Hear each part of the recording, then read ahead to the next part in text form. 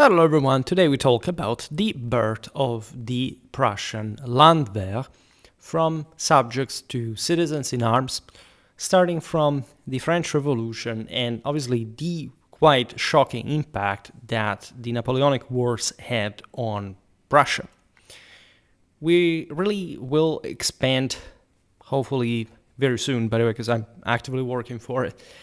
Schwerpunkt content in 19th century warfare, not just the Napoleonic era, but what we have largely and mostly missed, because we didn't just recently started to cover contemporary warfare, and we were sort of more concentrated on the 20th century, even the 21st to a degree. But these steps in the history of the art of war are incredibly important, primarily from a political point of view. So Clausewitzianly speaking, and of course this has a lot to do, as you understand, with this channel, the affirmation of the Prussian Landwehr, that again is just one element of what will eventually sort of trigger another series of military reforms, of also military actions and so on, that will make Germany the country that we know today, but also properly Europe a place that definitely started seeing the world itself in very different terms. I will also likely soon resume, if not maybe straightforwardly, the Funkriege series. I may upload something just to test waters. Unfortunately, there are lots of people ask me to continue that series, but the vast majority of my followers do not actually watch it. So that was admittedly the only reason why I sort of paused that. I didn't stop it, because of course that's just the beginning. There is plenty of von Clausewitz's work. Some of you recently asked me about Jomini as well, so there is really a lot to expand on that. And perhaps when we're in fact sort of stepping up a little bit more with 19th century warfare, those Clausewitzian views, so to say, will become easier. But it's important historically to understand the context of the Funkriege and von Clausewitz's work, military career as well, among the other things. We also never really talked too much about the French army of the Revolutionary Wars, and that's where everything begins. Because historically, up to that point, and as we know very well from our military history of the previous eras, the armed forces of most states up to that point had relied mainly on professional troops. Some would say mercenaries, if you prefer. I never really liked that term. I think it's misleading. There is, let's say, a soldier that is not, however, a citizen soldier. It's more like a subject soldier paid by the great monarchies of Europe, so sort of monarchic regime, aristocratic powers that still looked at war as some sort of, in fact, nobiliar sport. This is perhaps sort of excessive warfare was understood, of course, as one of the most intense and compelling issues of the entire politics in the old world and beyond. A lot was going on also throughout the 18th century, so before the sort of decisive, I would say, revolutionary step that would essentially give rise to mass warfare, the age probably of mass society, not only military. Warfare was, as we've seen, for example, yesterday in the video, the other day actually, in the video about the War of the Bavarian Succession, was actually toying from quite a while with this further extra step that required an ever larger amount of levies. And so therefore conscription really extended unprecedented scale, especially for powers of this size, right? In a now in industrial world and also quickly industrializing world further. So there is all the context that, since we have not yet fully started a manualistic series about the modern contemporary era, we haven't given a more political and social background to it, at least on the channel, but I assume that you know what we're talking about. I often say, this is not just because I'm a historian. Had I been asked this when I had finished high school myself, like I give for granted that people have sort of a basic idea, the adults at least, of what sort of the fundamentals of history across the world especially also in the last centuries, actually were about. But I discovered, unfortunately, through several years of YouTube and sort of military historical sort of teaching, let's put it in this way, that most people, I think they don't have a clue about these things, and especially the younger ones are ever more detached from any properly sympathizable, so to say, position culturally and even socially to a degree. Under Napoleon, as we know, the revolutionary army was fundamentally maturing in a unprecedentedly efficient and effective army. I made a video about the War of the Third Coalition if you're interested in Napoleon's masterpiece in general. So what we're looking at by that point is not just an armed force turned into a compulsory duty imposed on every citizen, but also an incredibly and unprecedentedly effective military machine. Right? Conscription in general of all able-bodied adult males was an actual thing since ever. Also, the ethical and identitary connections with that had changed historically. In antiquity, was a duty as much as a honor and a privilege politically, as much as military, because it was all entwined with, say, loot or this kind of further enrichment, to bear arms and to use them. Right? Today, people whine because, arms are used. At least, remember, the military is just an instrument in the hands of politics. So you can't have the good political idea and the bad political idea. But the absolute relevance of an armed force for any potential threat, dealing with any potential threat, including through deterrence, is the foundation of any civilization, and especially people worth of this name, right? Only a lesser people, an inferior culture, is not able to develop this, right? These armies crushed warriors under their heels long ago, and for some reason we are looking at this as if, it took less, right? It was something less of an achievement overall. Individually, that may be the case. Like, you cannot even compare, an 18th century fantassin from the old world to whichever sort of other continents, still tribal warrior out there in individual terms. But collectively speaking, those soldiers wiped the floor of all those other guys and took over the world entirely. This is something we've seen also in other times in history, even when the odds were much more balanced, right? How did Rome conquer in 8 years for good and civilize and transforming it in the peak of sort of Romanization, civilization speaking, the most advanced Celtic region in Europe? Because by the time of Caesar, the Romans were an actual civilization, whereas the Celts weren't, right? And it is as brutal as it gets, right? As much as also incontrovertible as it gets. What happened during the Revolutionary Wars, the Napoleonic era, is practically the same. I made a couple of videos actually on this topic, I think from the series about the history of law that basically arrived up to the Napoleonic era. And I kind of gave a bit of a military sort of varnish to it to tie better with the channel's main theme. And I explained to you what's the main postures. Like, if you come from the Anglo-American world, your position is probably Burkean. And so whatever the French Revolution did, in absolute terms, I'm a medievalist. I feel some sort of, physical pain when I think about what the French Revolution did, especially to monuments of the monarchy, of the Middle Ages, sources, archives. This is something insane that also corresponded to a very specifically radical current of the French Revolution, but at large, right, regardless of the degeneration of ideology, individual quality that accompanied not just the French, but practically any other people in the world that even was from the other side of it and had nothing to do with this, at least in the moment.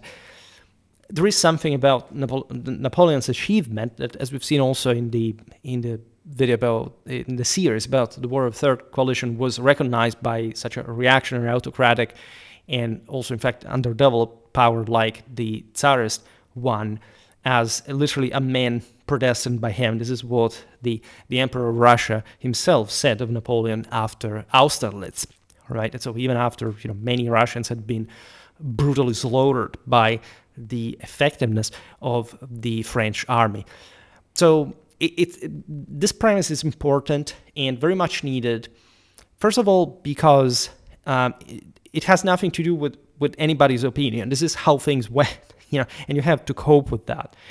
And we could extend this also to the rest, meaning it's not like France was destroyed after Napoleon, or in that sense, the rest of Europe, they don't actually adapt, even partly to that legacy, whichever the institutional models or whatever. The 19th century history is very painful. I actually attribute to most of what happened at the time, like especially in a moral sense of a deterior quality. To me, it's sort of the last good sort of moral standards stopped in the 19th century, for that matter. It is incredibly important for this channel to stress, because this massive defeat that the Prussians, in this case, will suffer 1 year after Austerlitz in a brutal way, more than what actually the Austrians and the Russians had suffered up to that point, especially considering the legacy of Frederick the Great, and so also that idea of the Prussian military that we had, is the very reason why I have my avatar, right? And why I entitled this channel Schwerpunkt. And among the von Clausewitz content that is about to come is finally also an explanation of what the Schwerpunkt is, which is something that if you Google, right, that the first answer people get, you read things, Schwerpunkt is a tactic. You see, this is exactly the time in history in which you have to say no to certain things, right? And this is the time in history in which you have to understand what works and keep in that and just improving it also with whatever innovation you're able to provide. When something doesn't work, you have to eliminate it, but being able in that sense to discriminate the wheat from the chaff, because history is not a dichotomy, all right? It's not simply like it's either this way or this other, and just orienting yourself toward the direction or another suffices. No, if you are not enough as a person, it will never suffice. And this largely is what all people in the world fundamentally find themselves in. So the levée en masse, decreed by the French National Convention on August the 23rd, 1793, during the French Revolutionary Wars at that point already, and we have to cover those as well, 1792, 1802, marked the first modern implementation of mass conscription, requiring all able-bodied unmarried men aged 18 to 25, in that case, to enlist in defense against invading coalitions including Great Britain, Holland, Prussia, Austria, Sardinia, and Spain.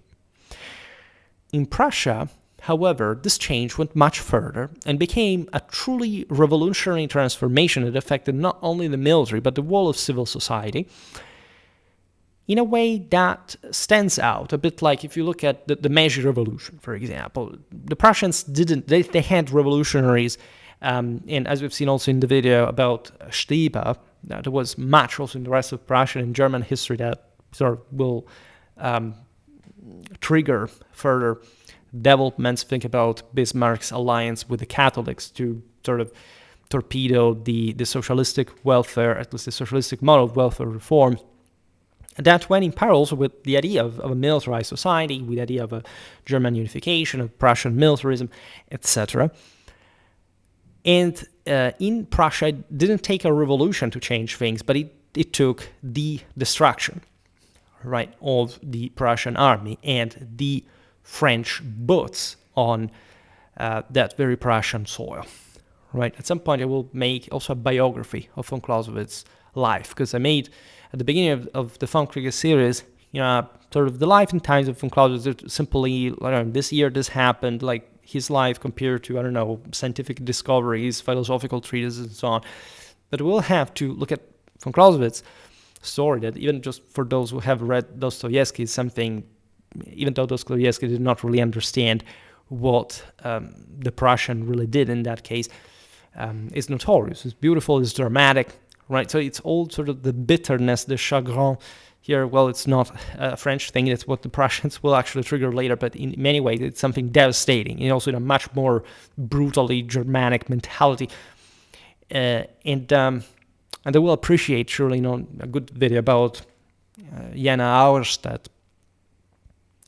In fact, Prussia seemed among the least capable countries of enacting this enormous reform, because up to the point of the annihilation of its army, it had remained socially backward and ruled with rigid, despotic narrow-mindedness that only sort of few monarchs had somehow brought significant additions, including Frederick II, that had to struggle his entire life in many ways to sort of innovate, to modernize, if you prefer, while maintaining a very ancien regime ruler. We sometimes talk about these ones as, Maria Theresa, Catherine II of Russia, etc., as the enlightened rulers or the absolute monarchs. They wish they had been at least absolute monarchs.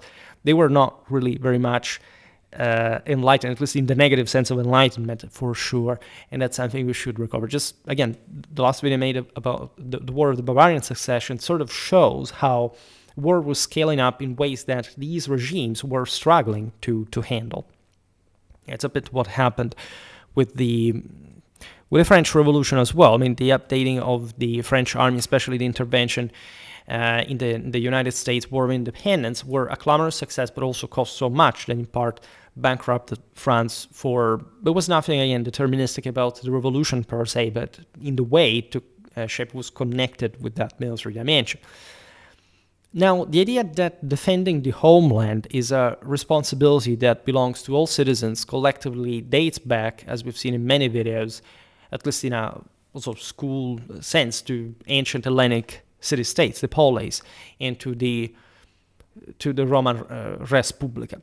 As a matter of fact, there is a much more traditional, archaic, and straightforward, and positively primitive background to these very peoples that, again, for example, in yesterday's video, you've seen, like, I make an entire series at this point on Indo-European theology, etc. And there is something about Europe that we have missed in this sense. Many modern-minded people, including conservatives, still believe that somehow, again, the great steps forward in a truly positively qualitative sense in the history of mankind were the moments in which the more liberal regimes came around. And or at least, like, if you think about the Enlightenment, really, seriously, and this is something maybe it's so common to think in the United States, because the United States were born exactly at that point, and partially on base of those principles, including sort of the good ones of the Enlightenment. The U.S. Constitution is, I find personally beautiful. As a matter of fact, just that much, I don't know, the one of Switzerland, one of Liechtenstein, so on. However, the idea that Europe historically was essentially a massive people in arms that was literally swelling, giving rise to things like Alexander the Great, like the Roman Empire, the Carolingian one, the many other enormous, France, Germany, in the heart of the Middle Ages and beyond, powers and routine. You can't find really a country in Europe that at some point wasn't just maybe a few, really only a few countries, especially sort of the contemporary kind. You say, well, this was did not have a great moment of glory. It didn't have an empire, did not have a moment of peak of power. Everybody, all right, had something like that. And there is something almost perpetually, in this sense, randomly cycling about this enormous moral force that Europeans historically manifested. And the idea of the citizen in arms is not actually that different from the one of a overall militarized society. Of course, tribesmen had to be militarized. We described already there how sort of sociopolitically the thing had functionalized through the establishment of a comitatus over and or next to the Zippe, and so there was already a bunch of essentially professional troops with a lot of stuff in between next to the potentially universal general levy then there were the slaves that did not have, but could even be brought actually to fight, could be elevated through the same military service, which is something you find among the Germanic peoples, Rome, even think about probably the Auxilia, the conquered peoples themselves. So there is a lot of history behind this, and it's not simply something simply spawning. In what we start calling the contemporary era, exactly with the Code Napoleon, and there are much sort of deeper implications that are slightly different at that point, definitely from a religious, spiritual point of view. Things such as the state is the sole source of law, which historically wasn't the case. The case was the state was delegated by people to have a certain amount of power that would have to return to the people. In other words, Europeans at large had remained up to the Renaissance, up there as fundamentally following common law, which is not something simply original or exceptional of the English tradition that, however, upheld that and sort of, with very good positive qualities attached to it. There is much, as I was saying before, about the civil law tradition that evidently functioned because some, the greatest military power, including France, in world history, definitely stepped up, in particular at this point, through the same. So it's important not to make all of grass a bundle, right? And to be very open to sort of understanding how this was calibrated and declined for every single people. So the French Revolution breathed fresh life into this ancient concept. As you know, especially the most radical fringes of the revolutionaries had taken not much, in fact, the Polis or the Roman Republic as an example per se, but in the historiographical distortion that those contemporary ideologies had made of, in fact, the Polis and the Roman Empire, right? The things that are still partially taught in school today, because we are straightforwardly children of that age.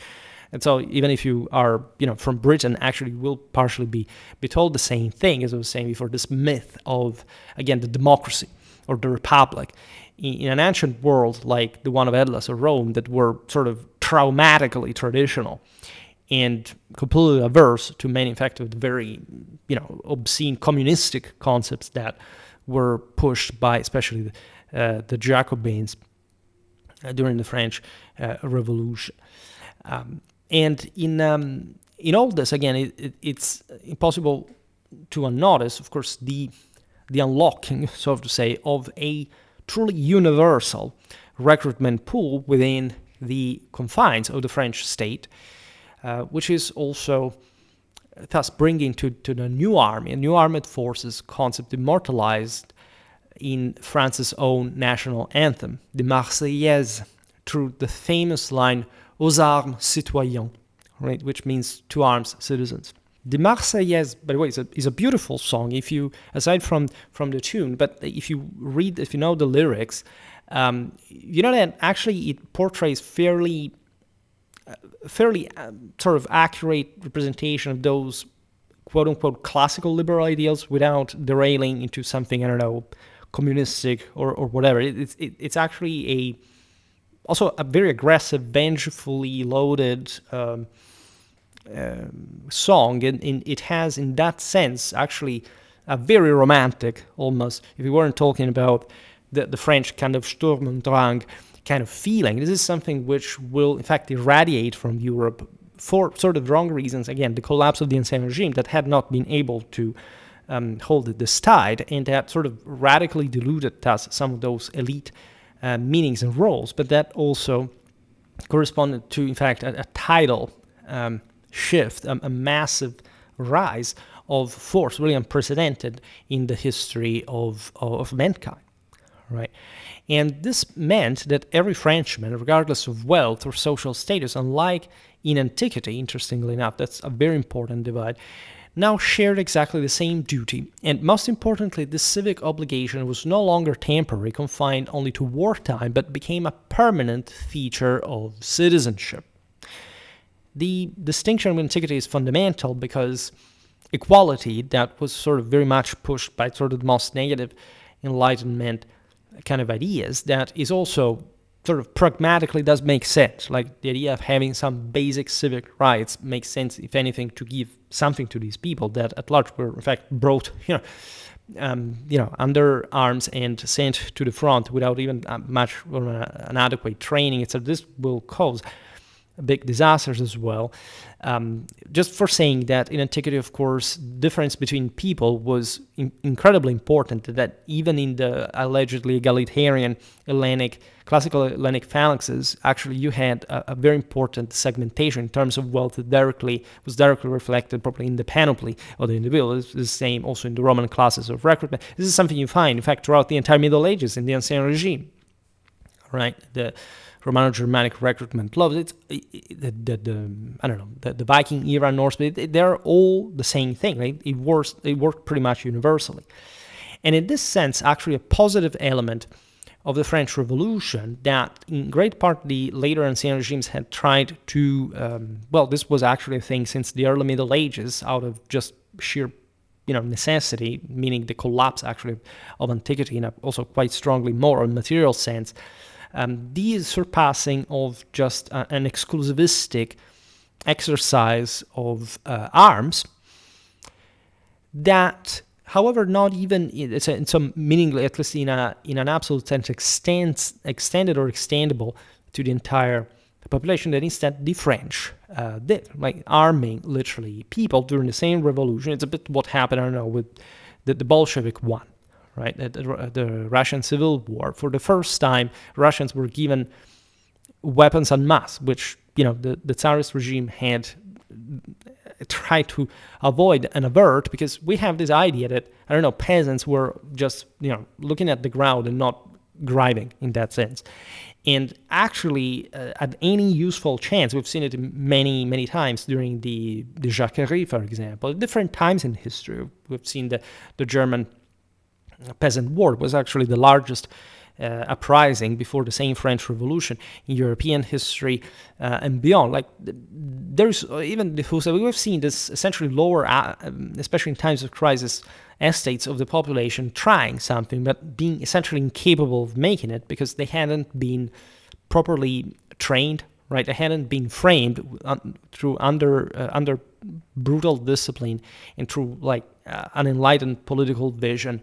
An actual chance of making it. Actually, the Roman army, the Camillian reforms, was something similar, right? It emerged out of the struggle between patricians and plebeians, out of military crisis, and the Romans at that point started to extend the right of bearing arms also to the plebeians, to the masses, still part of the clientele, so the patricians that literally took over the world. And there is actually a cyclical mechanism in European history, as we were saying before, regarding as also the peak, properly, of military success that appears to be, at least to have literally rewarded the old continent a long time. An enlightened elite that understood how make things work and to give to the dispossessed, to the less, a chance of redemption through feat of arms, right?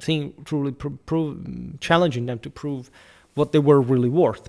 And of course, when you look at the French Revolution, this was already messed up in a sort of traditional sense, but it still dramatically reflected that very dynamic. Look at what the French did.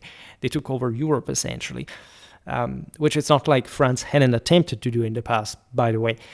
Now, despite all the grandiose propaganda speeches of the Republican leaders, the initial combat record of these new French revolutionary armies made up of citizen soldiers was far from impressive, and for obvious reasons, because again, nobody had done this before in this scale, and you lacked what essentially only Napoleon will achieve at some point to sustain this unprecedentedly large amount of cannon fodder, in fact, thrown into the fray.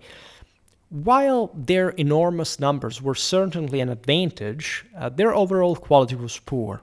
The citizen soldiers were untrained, their morale fluctuated wildly, and they lacked discipline, and the heaviest fighting inevitably fell on the professional troops who still wore the old white uniforms of the Ancien regime, essentially the royal army.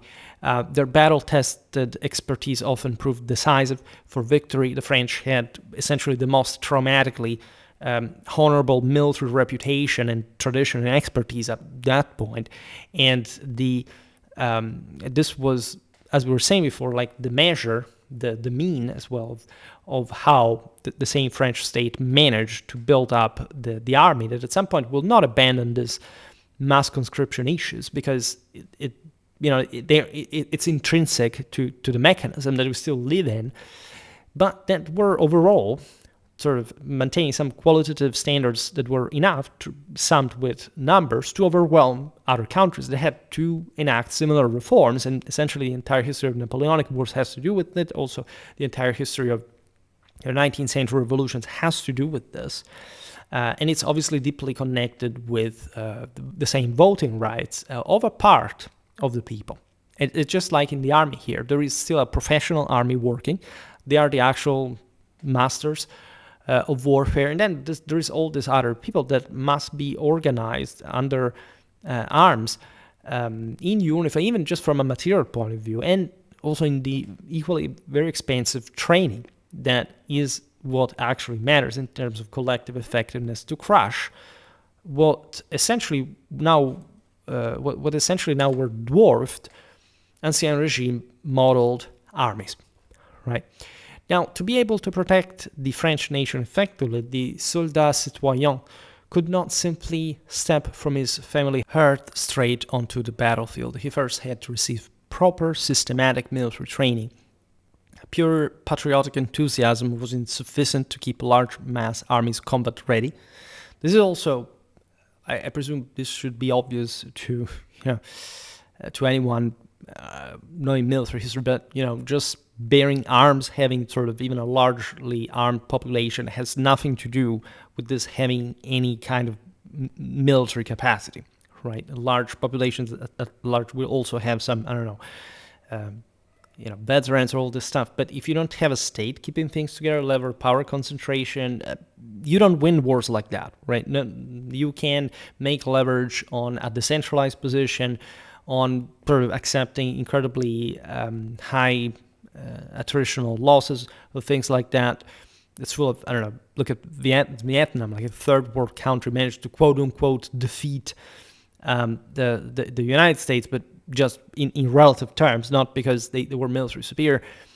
So again, also the notion that simply, every community will do whatever they want and we will be able to defend ourselves is actually a pile of BS. I know that talking to a largely American audience, this may sound bad. I'm not against the right of bearing arms, as a matter of fact, but we have to be extremely concrete regarding what this means in a strictly military and sort of in that sense regional, at least scale of strategic capacity. Now, the more sophisticated weapons and tactics of the time became, the greater the need for thorough preparation of everyone who wore the national uniform and fought beneath the flag. This is yet another very important thing. Like, you could have, in the past, staggering divides even among relatively sort of similar peoples. I recently made a video about the Norman conquest of England and the harrying of the North, the final subjection of the Anglo-Danes. And you see there that it wasn't merely about the different types of military systems they had, but if anything, what had produced them that brought to that outcome, right? You can imagine how complexity and difficulty skyrockets as in the lack, especially of a capacity to keep up with another country's development, the more you go ahead in time. There is actually this is counterintuitive, and that's why I say that. At least it's not counterintuitive, but it's instinctively what people do not want to hear, right? People are just more sympathetic to the concept of warrior for some reason. They don't understand that Ares gets defeated by Athena, and that there is a very specific reason for that, because he's essentially fighting largely for himself, and whenever he steps up, he becomes more than a warrior. This is also contained within the same Indo-European theological view, right? The youth doesn't quite do it without a system and without some elderly that is normally actually the guy in charge. As Westerners, we had the model of Alexander, which is, in this sense, you think about how deeply we were influenced by a guy who had conquered the world in his 20s, right? For anyone coming later, but in that sense, without his father, that spent literally a lifetime under arms and creating a magnificent military machine, like the same Alexander III could have not become the megas that we know. But the truth is that the capacity of a civilization, especially if you identify with an actual nation, with an actual state, which is fashionable today, in particular, with actually during a proper regression of the great imperial, Catholic, universal, traditional worldview. And like in any time of crisis, by the way, already seen this many times in history, it's really obvious. The actual quality of a people in arms is measured through its collective effectiveness, not some sort of guy who goes out there trying to win the war alone, right?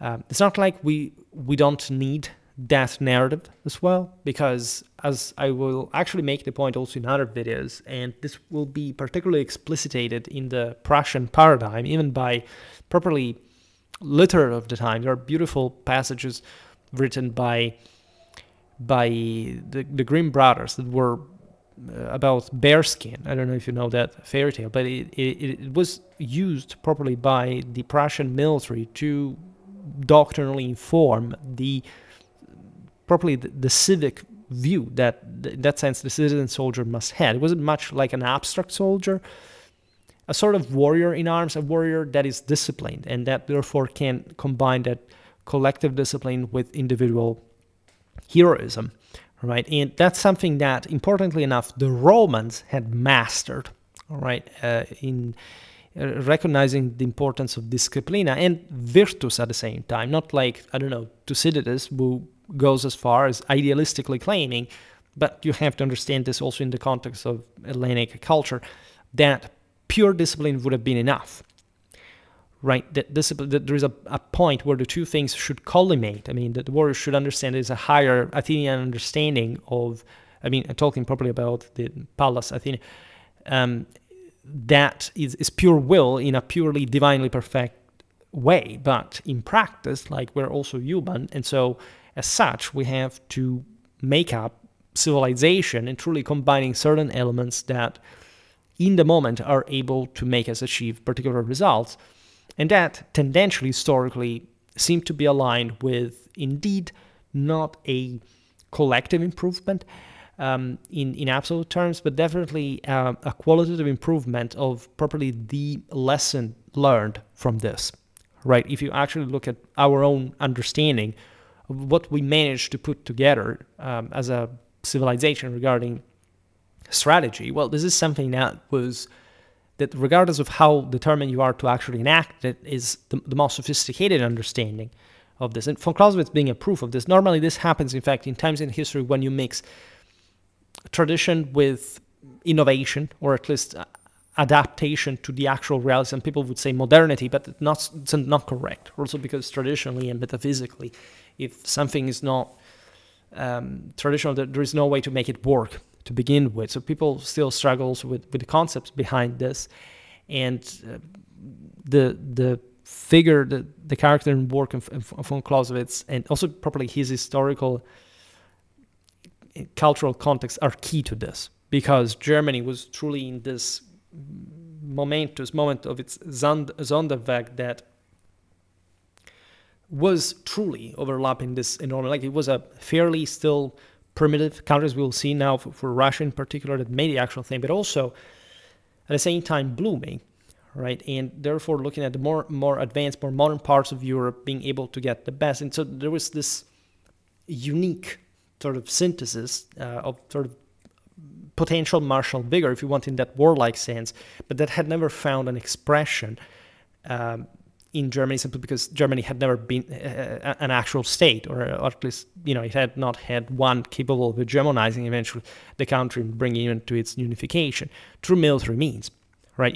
We'll perhaps start this new year a series about the Franco-Prussian War. If you look at it, it's a bit like, I don't know, the same fall of France in 1940. It wasn't really this, or the same conquest of Poland the year before. This weren't really this overwhelming, let's say, displays of perfect military execution. Actually, this was still a pretty awkwardly backward and inefficient and still to be mastered way of war. Like the Germans in Operation Barbarossa invaded the Soviet Union mostly on donkey back, not just with motorized force, right? And it's not until 1942 that really the Germans achieved that level of sort of quality that in any case was not enough even to win the war, because that's the year in which they lost it the year before arguably, but in general.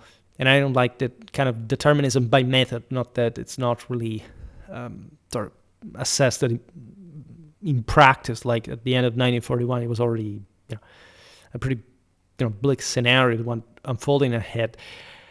But this is exactly the point. Right?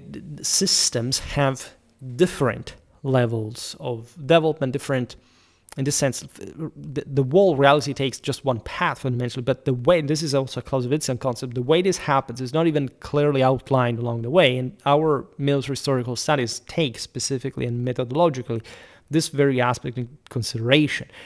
And that's why we need also videos as long as this, because everybody can provide some cheap sort of superficial interpretation of the stories and not really getting anywhere with their deeper meaning. But going back to the French Revolution, military service was essentially deeply institutionalized and legally established as a civic duty that applied even and perhaps especially during peacetime, to have also a massive reserve of de facto already military trained individuals. A new philosophy emerged in Prussia in all this, however, right? And that's where we shift back to Germany. Except for short bursts of revolutionary or nationalist excitement, the latter was considered leftist, radical leftist communist terrorism, by the way, by the ancien regime, right? So just making an idea that people think that, I don't know, if you would have gone to Frederick II and you would have presented a nationalist of his time, like he would have actually liked that, or would have liked you. Let's not even digress in this, otherwise it would be banned from YouTube for what I have to say about it. But you see, that's how lesser people like to delude themselves about history, about reality, about themselves. It's essentially a legacy that skyrocketingly escalated from these moments onwards, as they were unchecked from a proper ancien regime. Like Germany actually did maintain something similar, but had also to change radically in most states its own background and the backbone as well, especially when we're talking about this military needs. And this is where the history of the Landwehr begins. And compulsory conscription was never popular for obvious reasons, and declaring how lesser people in particular, are inadequate at large and renitent, and they don't really see the point of it, right? That's where pacifism mostly is a Gnostic heresy. That historically speaking, if you look at any movement professing that, it's just always foretestators, alienated, fringe, lesser people with sociological issues, want to sort of undermine, destroy, and so on. And oddly enough, you don't have this kind of pacifistic whines under those regimes that, totalitarian speaking, go for it and get destroyed. It's something you want to really appreciate, because actually pacifists would actually exterminate large amounts of people without any problem. It's a radical fascistic ideology with no human dignity attached, as a matter of fact. Now, the same French that were sort of the ones who actually broke out into an actual revolution themselves were not thrilled by compulsory conscription. Again, you carry out the revolution, again, typical of lesser people, you don't even know how to run a country. That's always the same, actually. And when you look at this in relative terms, sort of these states would actually carry the civilization further, and so the average person would actually improve their condition, but in relative terms, it's not that they actually gained more freedom, statally speaking, which is oddly what people even complain of today, as if, by the way, they were under some sort of superstition. This is the case because it's a collective rule. It's not because there is somebody else that in history constantly enriches at your expenses, and you inexplicably, dramatically improve your quality of life. The point is that better people as accomplishments are parasitically exploited by lesser people that always suffer being lesser people, and therefore would like even to destroy the entire thing and having everybody die, just not to feel different, right? Because that difference shows why there are lesser people. And so when you look at even the territories that, of course, Napoleon had occupied during his wars of conquest, armies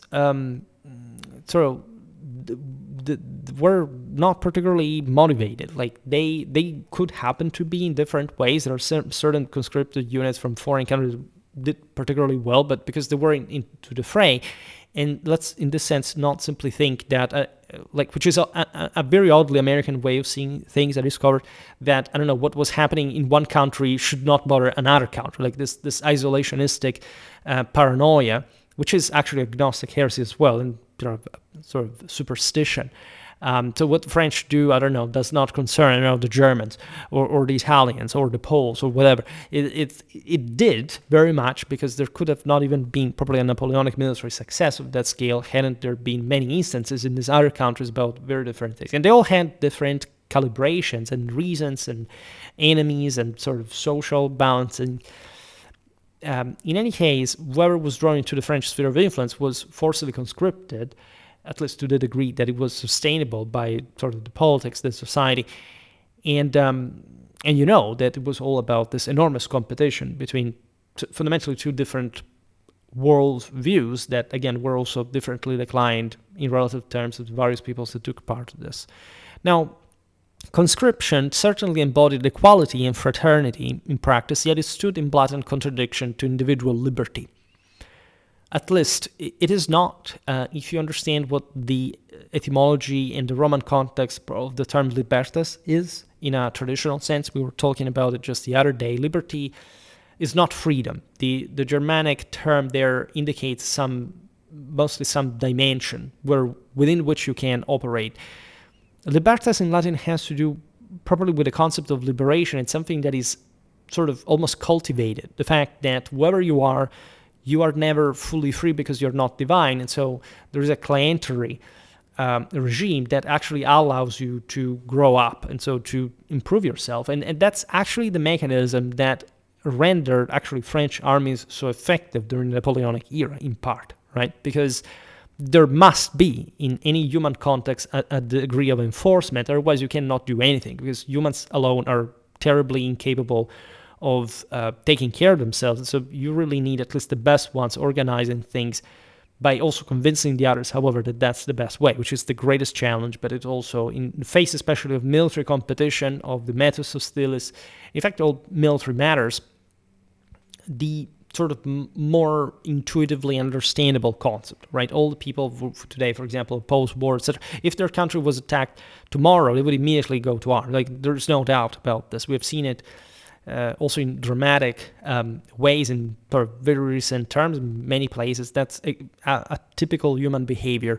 The fact that any sort of global war is over from generations, and that in the West at large we have not really needed to see that. We don't know what it is. It has nothing to do with the fact that we would immediately go at war, even for sort of a small thing, as people would convince themselves that is the case without even needing a politician to tell them for that matter. That's how it happens. And so, for example, this has heavily, I would say, undermined even certain historiographical point of view. I mean, the notion that, I don't know, World War I was so terrible, nobody had to fight it. It was a mistake to get into that as this country at the time. Yeah, because you think that the rest of the world would have just sit there and, you see, giving up initiative is sort of the most idiotic thing you can do, strategically speaking, in any context, right? And so politics, admittedly, is another thing, but it's not like you're more intelligent, capable, or,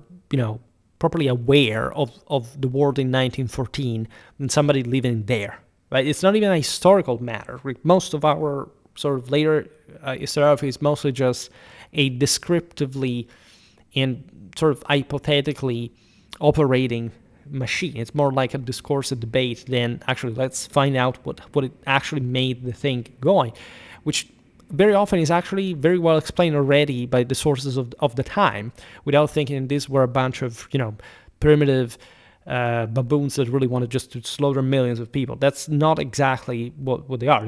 This description mostly applies to today's people that are also just much worse beings in general. Now, in Europe, there were, however, countries that viewed the French People's Army not as a threat, right, even politically speaking, but as the essential cornerstone of a much wider program of reforms, and actively sought to adopt the same system that revolutionary France had displayed. Also in the wars already being fought. As you know, France was under siege for a very long time before Napoleon sort of turned the tides in his early exploit. And more than any other country in Europe, Wu looked at France with the greatest interest, and not because they liked the French and what was going on in general, and they obviously had their own reasons, was Prussia. Right? And this, again, competition, we said it before, there is this imitation. I'll say, these guys are, doing something that we've never seen, and it seems to work. And these are our enemies, by the way. So if we have to compete with them, we have to fix ourselves at some point.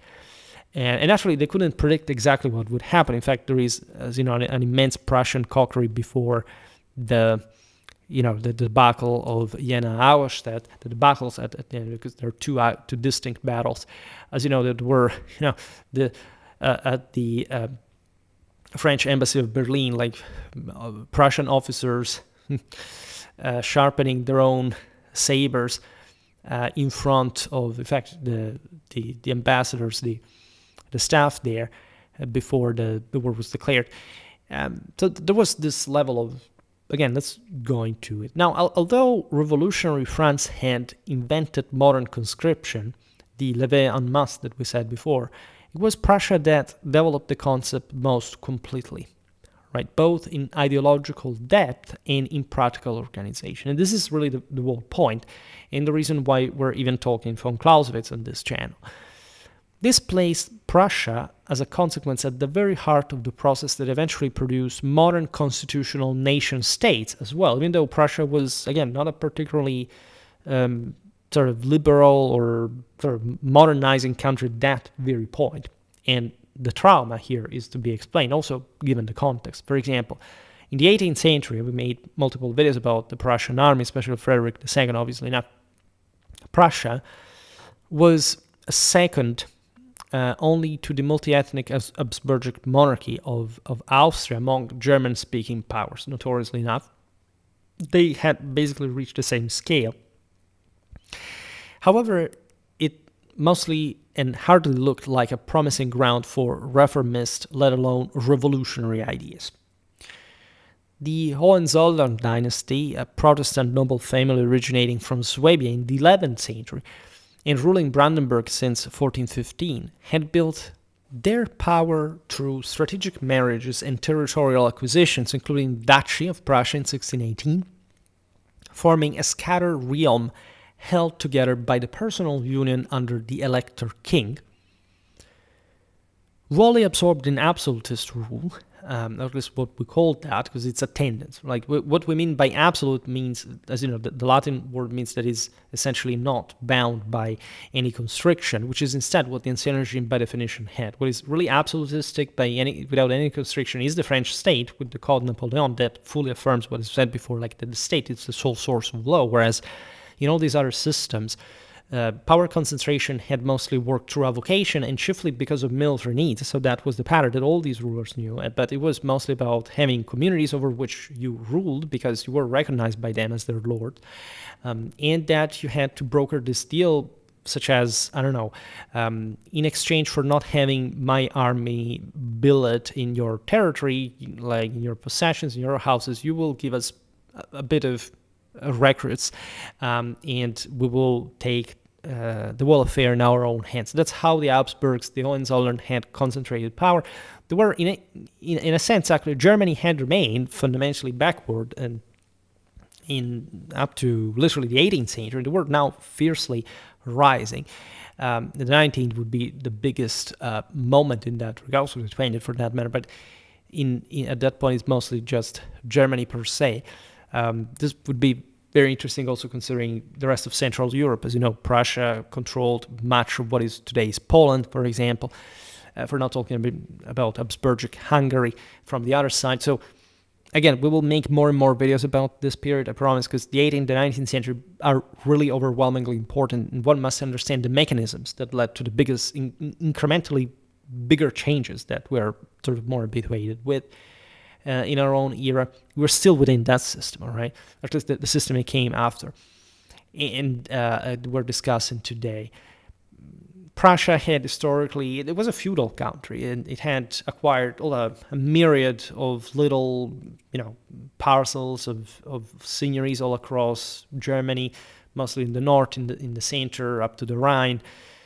You know how it sort of all came together, how it really needed this concentration, this glue to eventually create what was still technically a federal state as its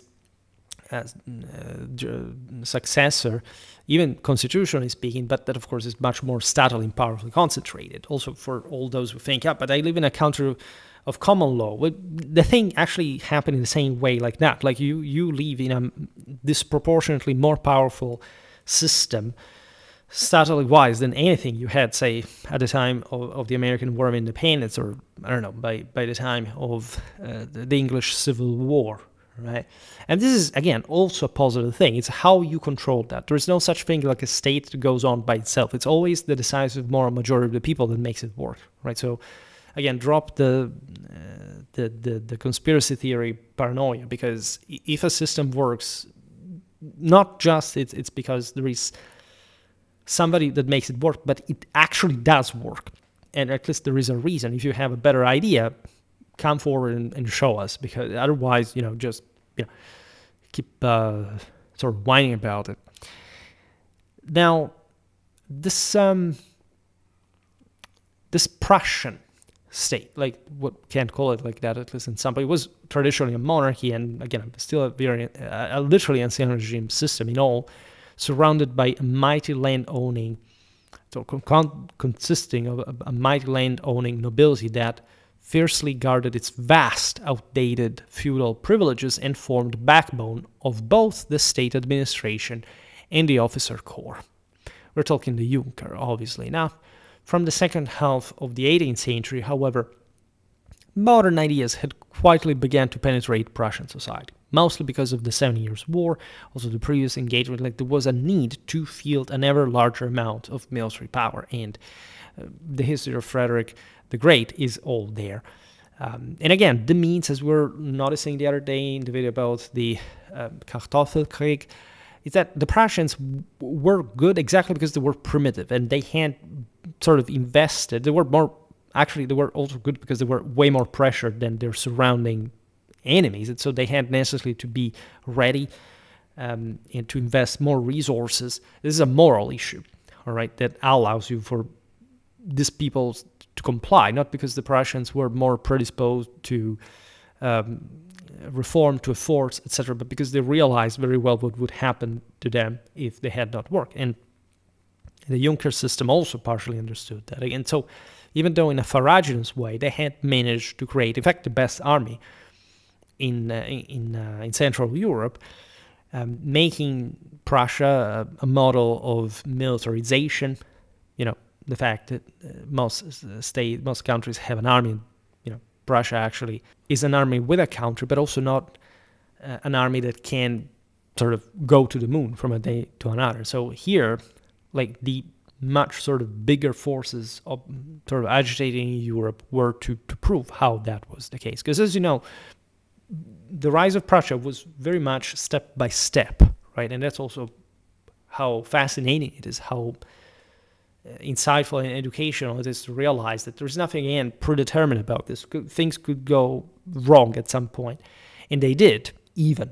And that is even more exemplary as they were able to learn from defeat. And this is incredibly, incredibly important. That's what von Clausewitz also embodies. Also in Prussia, Enlightenment rationalism influenced the educated elite that perhaps exactly for this was more easily, not too easily, but more uniformly exposed to more common concept of of order. But if you think about Kant, think about, again, there are all these philosophical bedrocks of probably German culture that do express that mix between, let's call it, tradition and modernity, sparking the most effervescent vision of the world. The same von Clausewitz, for example, is very much informed by Kant as much as by Hegel, and that is the measure which rationalism and idealism, so you can say, again, in Roman terms, the disciplina and the virtus, do go in parallel. You cannot have an actual success also in tradition without this connubium, right? And sticking to the rationalist element first, let's say that while purely pragmatic, efficiency-oriented measures that were also stemming from the general problems of administration, of bureaucracy, of the 18th century state, capable of fielding the Prussian army of Frederick the Great, produced unexpected social consequences. One seemingly minor law, in fact, that certain civil service posts and professions could be obtained only by passing a formal examination to raise the standards of the same, suddenly created, almost from scratch, a diverse new social layer united by careers built on merit and proven competence. Right? Think about how that had been informed even by the bloodbath of officers, for example, in the Prussian army during the 7 Years' War, talking casualty ratios of 70%, right? That's not merely passive.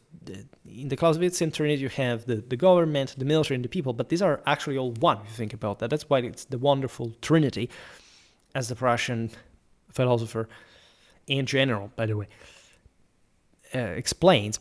So imagine just having gone through that as a country, the miracles of the House of Brandenburg, the fact it could have been otherwise wiped out already by, I don't know, Austria, Russia, France, and as such, you had to really think hard on how to make things work and how this sort of tied in with the whole circumstances. Right? University and secondary school teachers, lawyers, doctors, officers, clergymen, and civil servants, all having had members of their family or maybe even themselves fighting in those wars, coming from both the urban middle class and the lower nobility in particular, gradually became convinced of the people who actually run the system, of the establishment, or at least this lower end, more numerous end of the establishment, otherwise sort of most led by the Junker, the top, like oligarchs and large estates owners, in the name of reason and efficiency, looking exactly at that more sclerotic elite, thought that Prussia's potential was being stifled by an obsolete, in fact, reactionary system, and that sweeping reforms were urgently needed. Within these circles, universal compulsory military service acquired profound symbolic importance. It amounted to a complete rewriting of the traditional bond between subject and sovereign as well. The citizen now solemnly swore on his honor to defend the monarch even with his life, yet, crucially, these reformers saw the king merely as the temporary embodiment of a higher eternal entity, the fatherland itself, because the national and nationalistic feelings now were spreading among these lower echelons of the establishment. It's very important to notice because, as you understand, they go in parallel. There's this sense that if we are really to be citizens in arms, even though this is still an ancient regime fashion, the king is, that was all the the contentious thing that the Habsburgs finally recognized that the Hohenzollern were kings in Prussia, even though they styled themselves as kings of Prussia. I will not digress on that story, but let's say this was, again, an incredibly archaic, traditional, autocratic system. So it's even more striking that this people's movement now asked for reform. It was a similar dynamic to one of other countries, but in Prussia, in proportion, witnessed to a greater participation of this, we can't call it not merely the intelligentsia, but also, again, a considerable part of the more educated population. Now, this had gone in parallel also with lots of other reforms that Frederick the Great had carried out, including the school ones, and so we don't have all the time to tell this. We could pass the history of modern law as well. I have sort of other material for that, and but who knows Prussian history in general? So it's the civil background to the Great Army of the mid 18th century, like, you know what we're talking about. Now, this vision naturally implied the need for a written constitution that would make the pact sacred as well. In this sense, also restrict royal and thus also noble power in proportion to the expansion of citizens' freedoms and opportunities to develop their talents, and simultaneously ensure the dynasty's continued existence. So again, it was a contract in any case, but one that was essentially gradually getting more power in the hands of people. The virtues of peace displayed in war were what would that had inspired historically this process, evidently enough. Even though the great philosopher Immanuel Kant, 1724-1804, we just mentioned him, very sort of the preeminent German thinker, to say the least, of Enlightenment, and a lifelong resident of Königsberg in East Prussia, very peculiar character tones if you look at his everyday life, in particular his occupations. Like, in whose moral philosophy profoundly influenced European intellectual life from the height of his enormous moral authority over the German people as well, and his fellow Prussians in particular, supported the creation of the citizen soldier. It bothers me to present this so superficially, also because it's almost like the first time we discussed this, but you have to take my word for it. But again, this video has a particular focus. You understand now better what it is. Bear with me, then at some point we will get better into these very important chapters.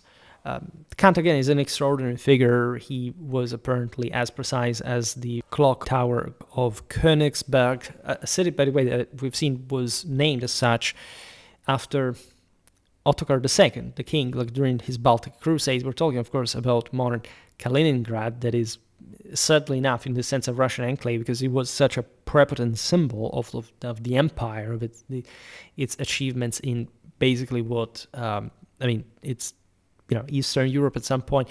And he was, for example, Kant was very much, he never had a family because he studied too much, right? Bear in mind, that's an incredible danger. He was totally in love with looking at the history of every single state in detail. Like, never mind like the analogies here involved.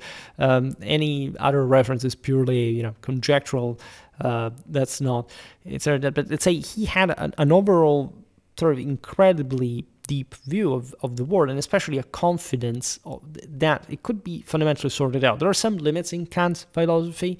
Schwerpunkt has never made history of philosophy videos, but in part, like we've seen maybe this through historiography, to topics like this, history of religion, but at some point we can't even properly start.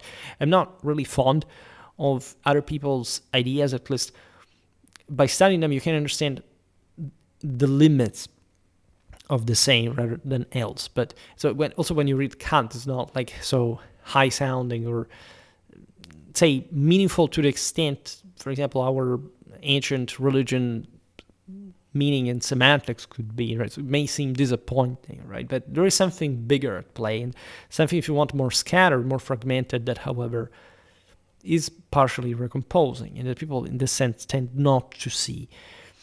Now, as early as 1790, in his most famous Critique of Judgment, a foundational work bridging aesthetics, teleology, and moral philosophy that explores the human faculty of reflective judgment and the sublime in nature and art, by the way, just little things, Kant argued that the citizen soldier as well, it was also in the sense a sociological, even sort of a strategic insightfully loaded work, could bring to the battlefield qualities unknown to professional mercenaries, so to say. And this is not very different, in fact, from the French civic ideals during the Revolution.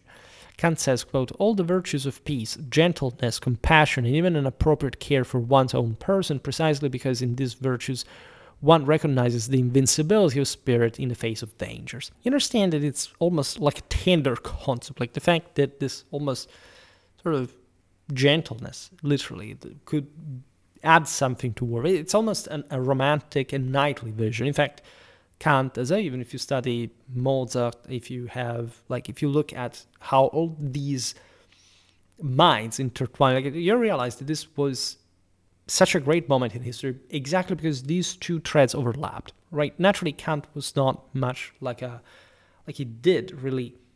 It's beautiful to compare him to Rousseau, sort of destroying completely, of course, his ideas. And in any case, there is, however, some almost success. There is almost that idea of the war is, if you bring some private elements into that, you can mild in it, you can give yourself simply a good spirit just to the level of personal care. Well, of course, it's not probably a very military, concrete, or focused sort of vision, but still, right, Kant expressed this idea that such a soldier would combine the traits of an exemplary citizen, essentially, that's the meaning of it, with a courage rooted in his very status as a free individual. And this is the actually most important aspect of the story, because it was already starting to enucleate the fact that discipline, duty, this collective enforcement of conscription, as a matter of fact, was not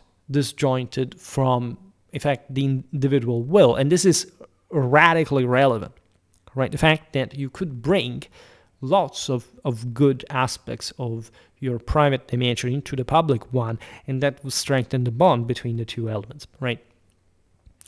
Now, in Prussia, the most energetic champions of this military reform were unsurprisingly found in the same military circles, because these men understood in general through their military experience that, and also their career and status, that of course some reform could consolidate even certain positions in the higher spheres. It could they felt partially threatened by certain critiques to their social status, and so they had enough pressure on their shoulders to look at the options that could be provided. It was not merely an internal thing. Again, this was obviously always tied to the international power balance, the fact that Prussia still did feel, and would always, basically also with later Germany unified, feels surrounded, and in this sense needing to operate in this great sort of Central European expanses with a dynamic,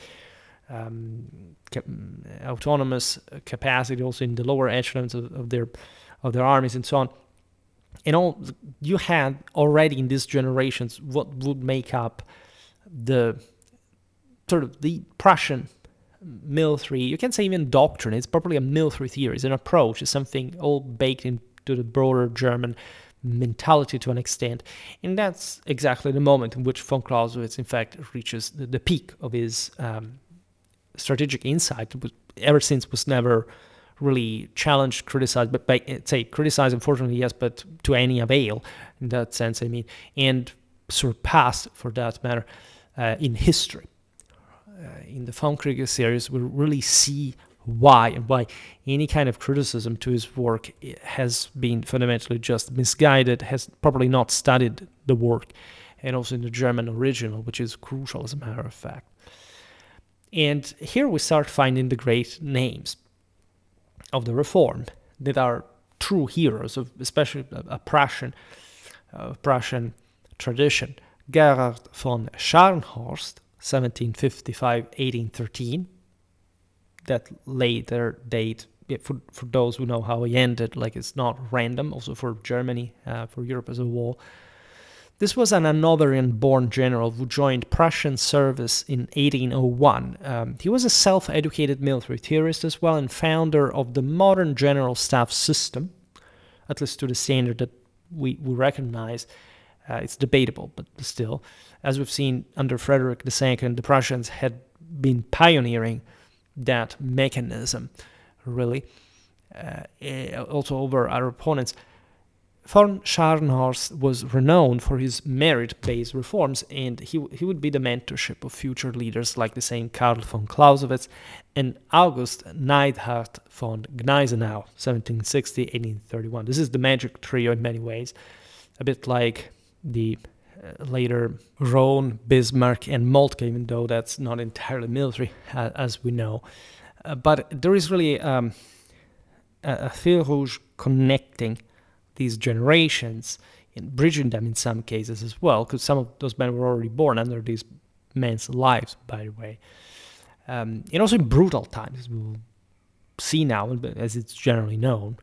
Von Gneisenau was a Saxon-born field marshal who adopted Prussia as his homeland. It's a bit like, I don't know, think about Moltke later. He was Danish, he was a key collaborator in military reorganization and later chief of staff to Blücher, right? The guy that mopped up the French at Waterloo, so to say, celebrated for his strategic acumen and advocacy of civil liberties as the foundation of patriotic fervor. So you have this very interesting blend: philosophical insights, rationalism from one side, idealism from another, romanticism from one side, enlightenment from the other, political power, military experience, social status, right? These are all the ingredients that start sparking quite magnificent results. Both von Scharnhorst and von Gneisenau were born, as we've seen, outside of Prussia and were nearly the same age, Scharnhorst being 5 years older. Both deliberately chose Prussia as their adoptive homeland and devoted their outstanding intellectual gifts, professional skills, and boundless energy to its service. This is important because you understand that German states at this point were seen almost as, say, the correspondent of today's political movements and parties, even across, in fact, countries. I think this is very relatable. These were men born in other sort of what a country meant, at least in 18th century Germany. But they saw in Prussia the only sort of, not necessarily true German power, but the only one that could fundamentally crown Germany with the glory and the power that it deserved, and that could enact, and had a specific spirit, and could, of course, everything was blended in terms of sort of clientele connection, political relations. It's not merely an ideal reason behind a career or another. But, right, they had a lot to do with these very beliefs. And as you know, this was one of the most morally fervent times in European history.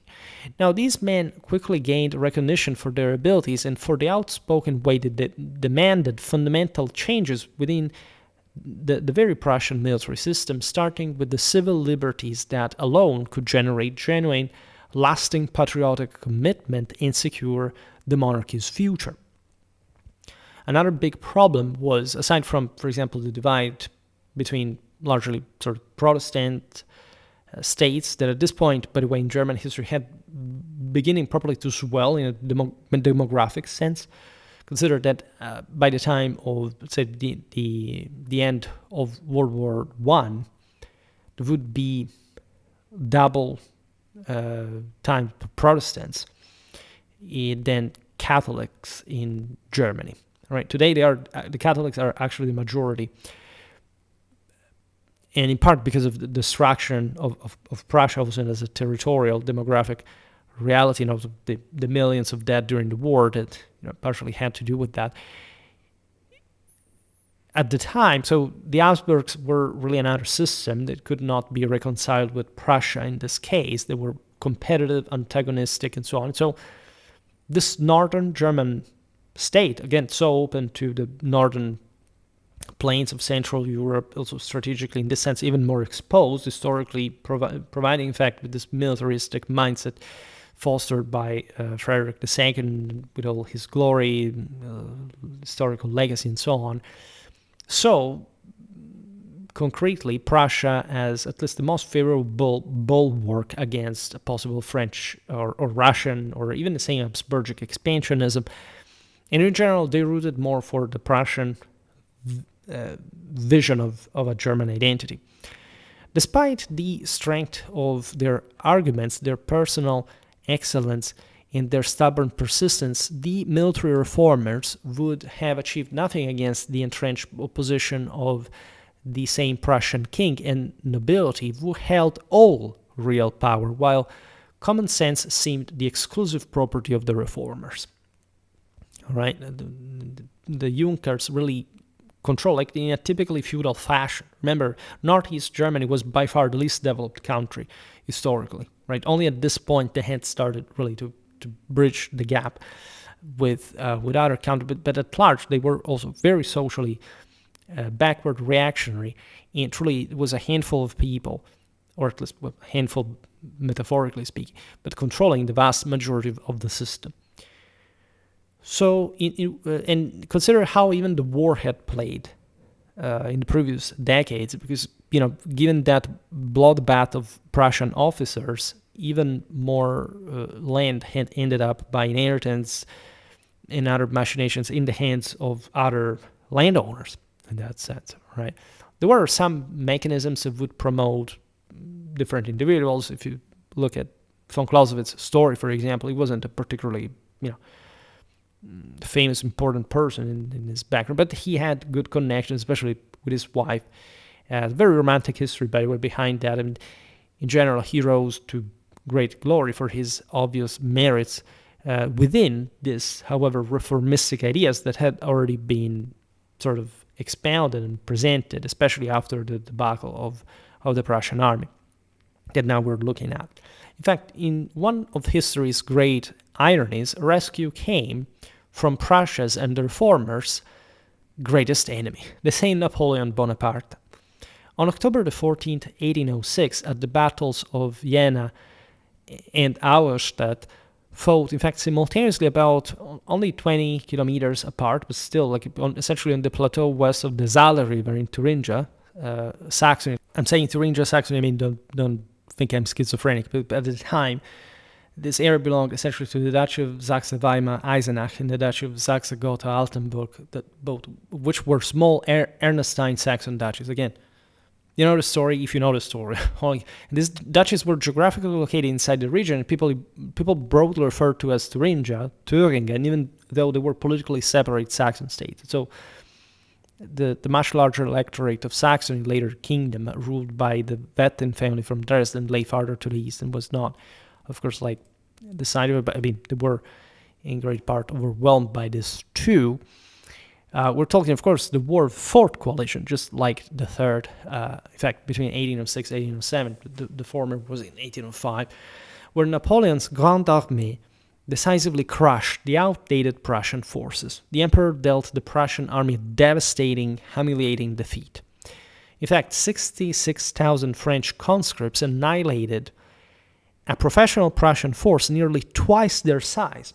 And you really want to appreciate this fact, given that people sometimes, because there is this notion that people literally think still of, 18th century history as if there is a favorite people in culture. And so, the French are the bad ones, or all this kind of... You don't understand what was going on here. And the degree by which the French had successfully unhinged properly all the potential that the conscriptional system could achieve, and also just the Prussians were badly defeated. This can always happen for different reasons at a time. We'll make a video about these battles.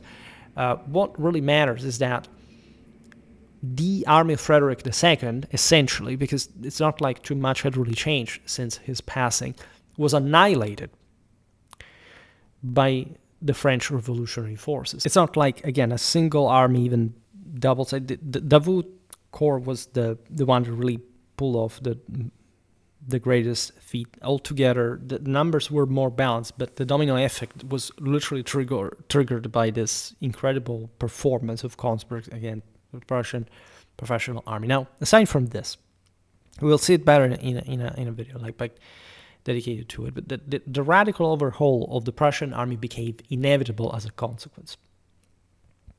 And as we said before, Prussia's arrogant noble cavalry officers had provoked the war by theatrically sharpening their sabers on the steps of the French embassy in Berlin. All right, they paid dearly for it. French troops occupied the same capital on October the 27th. Napoleon, by the way, visiting Frederick the Great, told his marshals, "Look, man, if he had been alive, he wouldn't be here now."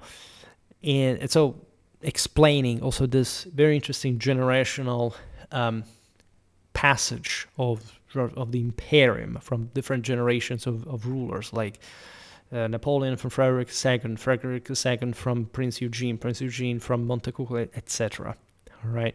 The peace terms Napoleon imposed were exceptionally harsh. Even the desperate personal plea of the beautiful Queen Louisa of Prussia, 1776-1810, born Duchess Louise of Mecklenburg-Strelitz, beloved consort of King Frederick William III, again renowned for her beauty, piety, and patriotic fervor as well, who became a symbol of national resilience during Napoleonic War, and who, though pregnant and despising Napoleon with every fiber of her being, she had been the war's most passionate advocate at court, by the way, traveled to meet Bonaparte and literally threw herself at his feet, begging for mercy, which obviously changed nothing.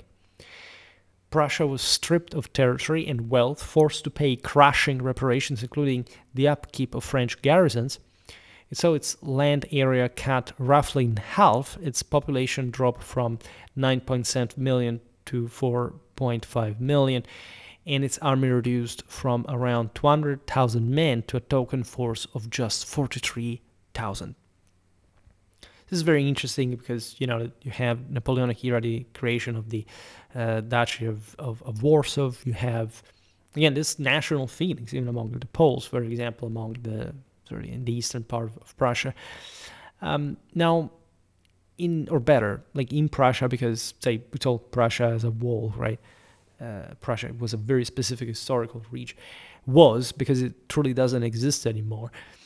There was probably at the end of World War II the deliberate sense that this nation had caused both world wars and had to be erased, they had to be cancelled from the face of Europe. But they actually succeeded in doing so. It's something terrifying, also because many Germans lived there from the time of the Ostsiedlung, and you have just the last people from those places dying today, but remembering also in their tongue, in their dialect, a completely different and sort of incredibly fascinating world of that time. It's really a brutal, harsh, one based on sort of completely different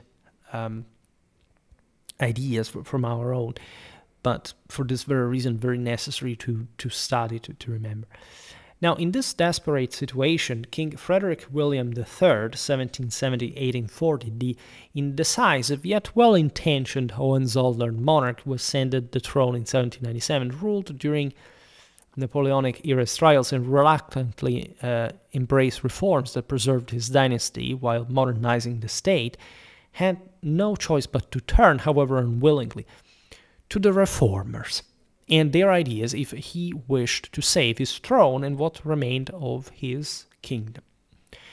He needed funds to pay Napoleon, soldiers to rebuild an army, and popular support to survive politically, none of which the old policies could provide. It really took the destruction of Prussia to finally force the elite of the elite to accept this change.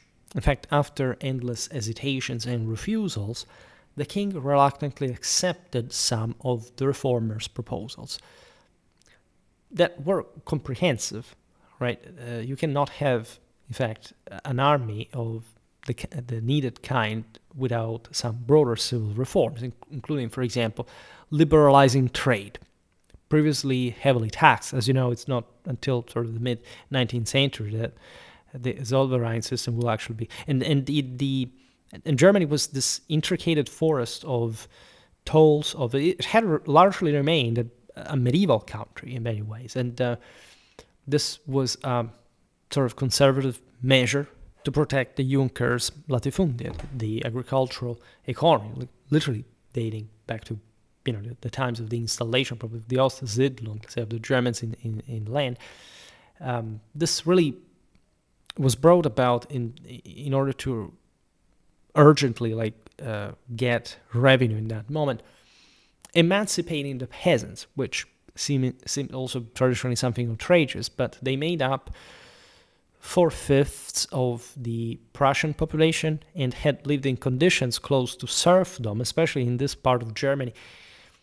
Also, granting cities greater autonomy, boosting public support and invigorating society. So all liberalizing mechanisms. You understand how, in this sense, there is no revolution, but there is the destruction of a country that forces the ancien regime to change, right? The ancien regime would not die until 1918, especially among central powers, including Germany, that, in fact, was truly unique, and in part also because of the Prussian leadership and sort of government.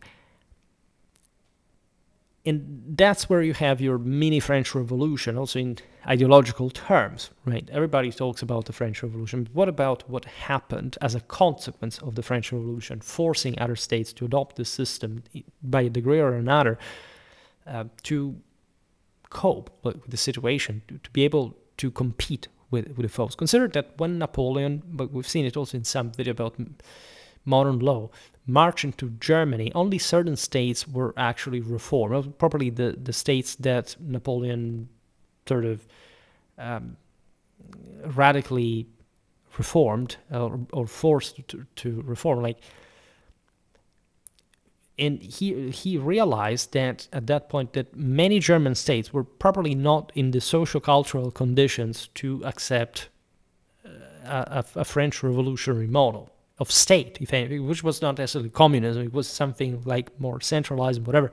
But some of these states simply did not have the preconditions to have such a power-concentrated force. And they had actually been struggling to get that previously. But in part, so this social cultural conservatism was mostly also the degree by which the same governments had somehow failed to step up. And this is what we've seen with the Saint Frederick II of Maria Theresa. It's not like these guys wanted to modernize the country in a merely ideological sense. They wanted to essentially to have more power while still being recognized as traditional rulers, as a bit like the Hohenzollern still would maintain. But now with a greater participation to government of other elements, it was the only way to have this greater military power at the point. The reconstitution of the armed forces in Prussia was placed at this point in the hands of Gerhard von Scharnhorst. That is the key figure in all this. So what was the solution?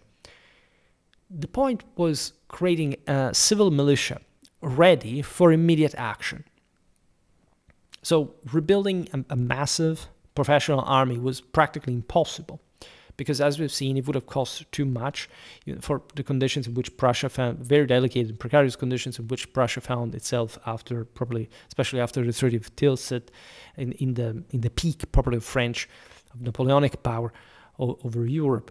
And in general, that was the point. The French had beaten everybody because they had created a levée en masse, and so not a simply professional army to corps, but something that was, say, bigger, and in this sense, apparently simpler, but more effective. We made lots of videos explaining in what exactly Napoleonic armies differ, Napoleonic era armies, by the way, because there was all this adaptation from the side of the enemies as well to their standards compared to the previous system. We've seen it also in the Frontkrieger, so it's all very clear, right? A much bigger force, now for the first time capable of being mobilized.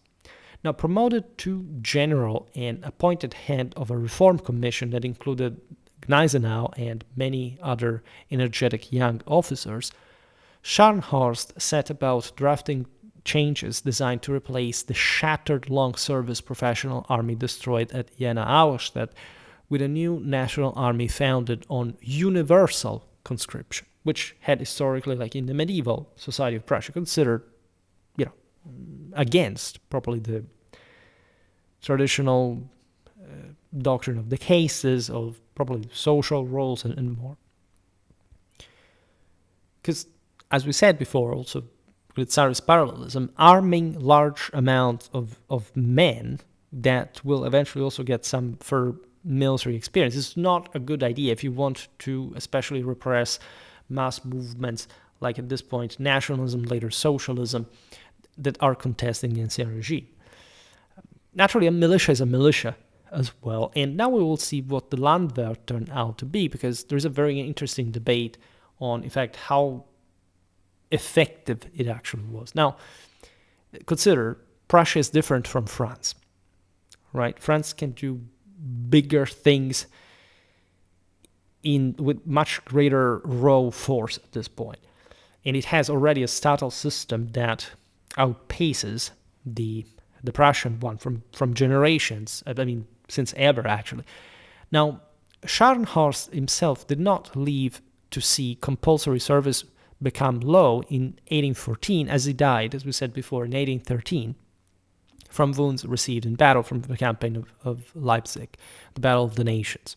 Quite a name. And so that's where the Prussians sort of got back also their own independence, as Napoleon had fundamentally controlled them up to that point. And so the year after you have Waterloo. And by the way, von Clausewitz had an important role in the campaign, even though in a secondary sense, but as a general, Blücher is the sort of the most famous name. I will make a video at some point describing a bit Napoleon, Wellington, Blücher, if you're interested in the comparison. However, Scharnhorst, even in death, had succeeded to lay down the core principles on these reforms, and in fact paved the way for his successors to fully achieve it.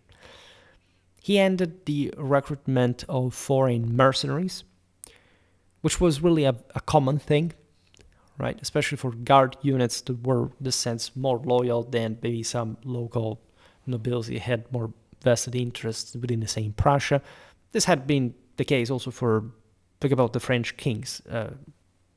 These were in the same Marseillaise that we remembered before. There is a reference to the foreign arms that kill your brothers, and that is a reference to the Swiss guards used at that point still, but by the French army, plus this sense of, international nobility, such as the queen could be a German, right, an Habsburg. And so there was this, you see, fractious nationalistic vision that was in many ways also an excuse, but still, right, the point of ending the recruitment of foreign mercenaries was mostly, yes, it was a symbolic thing, it was morally important, but it had to do with probably a much bigger line of thinking in recruiting as something that now was the nation, and as such the same nation depended on. So it's the scale that surpasses the necessity of having sort of regiments of foreigners that it's not additionally how you actually create the army that is needed for the Napoleonic Wars. Scharnhorst had also limited corporal punishment to grave offenses such as open mutiny. The Prussian army had been particularly famous for the most traumatically savage level of punishment, in also often bringing to death straight away, and it was actually functional for the time of Frederick II. But at this point, seemed, you see, you conscribed at this point average people, and these are not properly even cut for being part of a narrower professional system that, flags people to death along. But we'll talk about Prussian discipline and how it was enforced. So you have, if anything, to convince these people to participate for an ideal that is greater, that is the one of the fatherland, all right? But in any case, it's also because the conscripts were already prone to defect. It's a myth, in fact, that the mercenary there was less, the foreigner also was less eager to die for it, especially if he was a professional. It was actually more reliable than these national native conscripts. And so if you sort of just beat the hell out of them for anything, like, they would desert even more quickly. That was the pragmatic calculation, and everybody knew that, by the way. It's not like Sharnhorse himself or any of these commanders thought anything about the average rank-and-file person.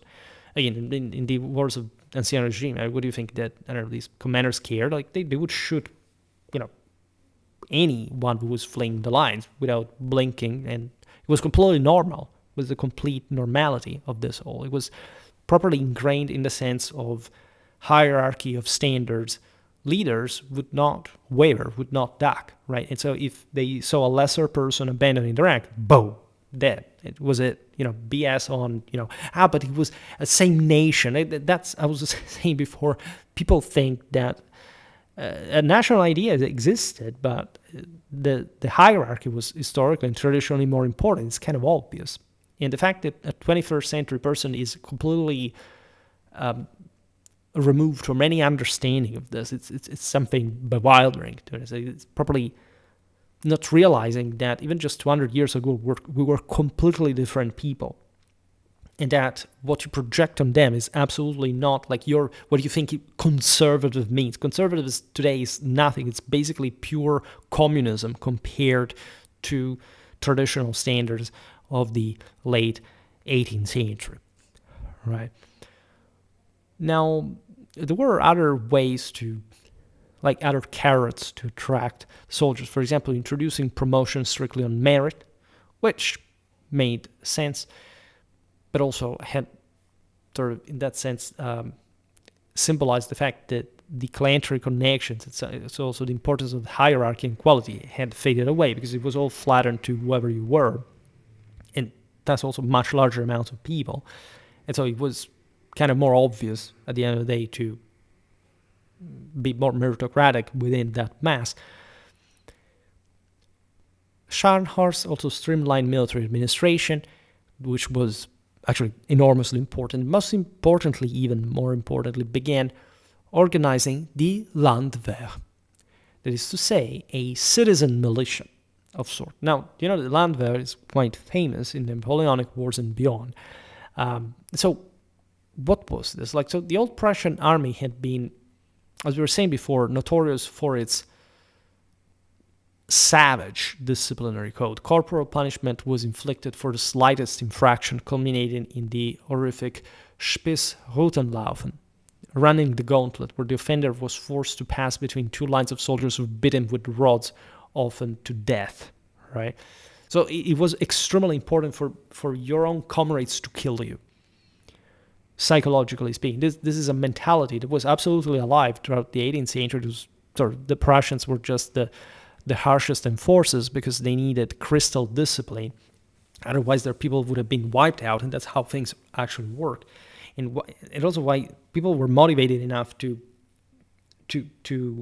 fight, in this sense, to punish deserters that were, however, also common at the time already. It was a relic of the older war bands, right? Older war bands, normally, we know from antiquity, they randomly picked a guy every once in a while, the weaker from them, and they basically, they sacrificed them to the deity, because the sense was that the weaker element, his blood had to refresh, the power of the war band. It taught every member that there wasn't such a thing like an individual, that the war band was a unique mystical body in connection with the divinity to which you had fully devoted yourself, of which your leader was a medium of, right? And you had to compete to be the best, because if you weren't the best, you could be taken and killed routinely to make an example and sort of stiffen the moral standard. You are not a person, all right? It's incredibly dangerous, harmful for a military meant to believe to be a person. And it endangers the entire country, it endangers the entire system. When you enter that game, you're part of something much bigger. And it's not, again, you don't have to bring your own individual element, but now it's blended in the wall, right? And the more you inject in the wall, the better it is, the more competitive, even within the system, the thing is, and so the more solid the unit, the discipline, etc. That's why the Prussians were, in that sense, also that viciously violent, because it was very intelligent. I mean, it was really the right thing to do by that day and age. especially again in what turned to be essentially a professional force by the time. This was something different. It had been seen as a regime of terror administered by aristocratic officers obsessed with blind obedience. Because it's not even just like by 18th century standards, a fantasson is a guy who's okay to be routinely sacrificed in that sense. But it was also necessary, and that's also how Prussia in part survived the 7 Years' War. Scharnhorst sacked many of those aristocratic officers, that's the more cruel, the ones that wanted to impose the same level of discipline on the new conscripts, and replaced them with sometimes also more capable men, which was always also a thing, because this is a bit of a kind of a mob, like a mafia kind of mentality, like the fact that, again, you are the nobleman, you are in charge, and nobody can tell you what to do, nor above nor below, right? But now the state, as we've seen, has much more concentrated powers. So Scharnhorst carries out this reform, but with an iron fist, even promoting talented sergeants, for example, and so enabling a certain level of rise through the ranks by merit, as we've seen, that will be important for the flexibility of the Prussian and later German commands, the sense that officers and NCOs in the field out there alone were given trust, which is important to redeem these people that, remember, were peasants up to that point. They didn't count anything. So there's a psychological improvement, and it's what we've seen the same Romans had done, what the same French had done, right? It was brutal as it gets, but it was in nutshell containing that kind of mechanism, and it did serve a lot, especially in German history. Again, this psychological element, this idealistic element to a degree, was a great motivation, the Germans would always sort of overdo, in a way. They would be over-ambitious, if you look at what they did also during World War I, World War II, but also before. They unified their country because they were successful through that, right, before. It was always a gamble. There was no certainty of victory. In fact, I don't know, in 1870, the French army was stronger than the Prussian one, but it was a matter of how you use your armed forces, which really matters. And this is not merely a sort of horizon. It starts from the very fabric of the army itself, throughout the ranks and so on.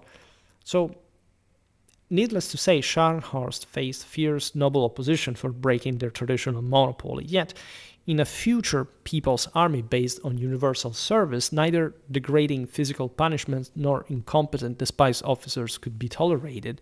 The lesson learned through the Napoleonic Wars was what we explained before in the French army and in the videos we've already made about that, again, if you have this bigger scale of warfare and you can maintain the bare minimum of collective training that enables this army to be effective against an enemy maybe even qualitatively superior but playing on a smaller scale,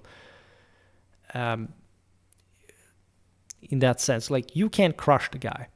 And it takes actually a much bigger civilizational capacity to do the former thing than the latter, right? It's easier to have the latter, right? And that's why Prussia got destroyed, all right, by the former. Now, Scharnhorst advanced firmly but pragmatically, compromising where necessary with the king and conservative factions as well. There's a very interesting political game behind the scenes that today we can't quite digress on, but Scharnhorst was really a genius in his own field. He displayed remarkable ingenuity, bound by Napoleon's ceiling of 43,000 men, as we've seen under the French edge. He trained one contingent for the required period, discharged it, and immediately called up a fresh one of the same size. What was the objective is obvious, like quietly producing 3 times the permitted number of trained soldiers in a short time. Yes, he would have only 43,000 at a time, but he essentially rotated this so that an ever larger amount of troops, in this case thrice, so we're talking about 130,000 men, were already trained for that type also of noble warfare, as a matter of fact. This would be extremely important. Consider that, again, Prussia had hundreds of thousands of men at arms, as we've seen.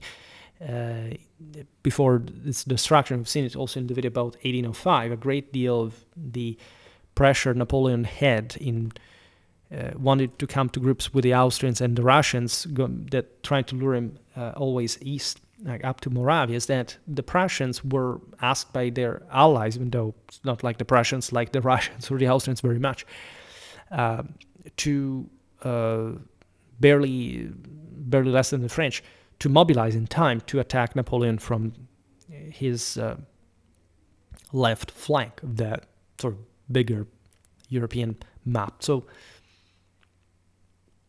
these were new soldiers, reservists, we could say, in that sort of political awaiting of the collapse of the Napoleonic Empire, ready to pick up arms as they would do in the same 1813. Now, organizationally, however, Sharnhorst's most astonishing and enduring achievement, for which we really are in awe, still admired, in fact, by same historians, was the Landwehr itself.